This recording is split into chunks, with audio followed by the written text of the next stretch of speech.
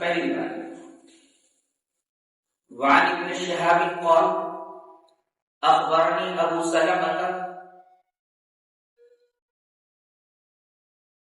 ان ابا هريرة رضي الله تعالى عنه قال سمعت رسول الله صلى الله عليه وسلم يقول لرمضان من قامه ایمانا واحتسابا غفر له ما تقدم من ذنبه. یہ پہلی روایت. دوسری روایت وعن ابي هريرة رضي الله تعالى عنه ان رسول الله صلى الله عليه وسلم قال من قام رمضان ايمانا واحتسابا غفر له ما تقدم من ذنبه. قال ابن شهاب فتوفي رسول الله صلى الله عليه وسلم والامر على ذلك ثم كان الامر على ذلك في خلافة ابي بكر وصدر من خلافة عمر. یہ دوسری روایت ہے. پہلی روایت میں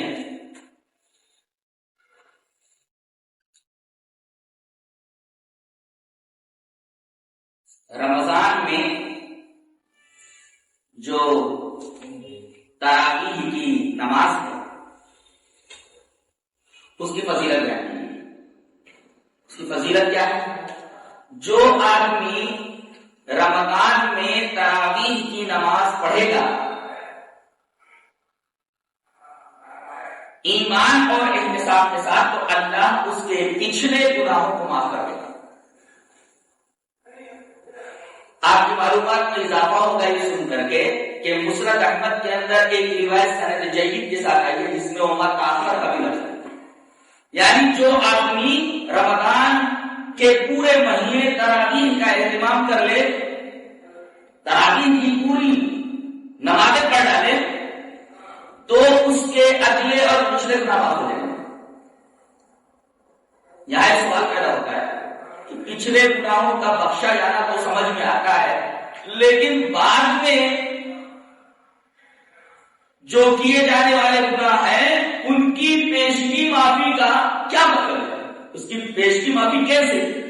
اس کا جواب یہ ہے کہ اللہ تبارک و تعالی اس آدمی کو جس نے ایمان اور احتساب کے ساتھ پورے رمضان نماز تراویح کو ادا کیا ہے, اسے توفیق دے گا کہ مستقبل میں اس سے کبیرہ گناہ نہیں ہوں گے,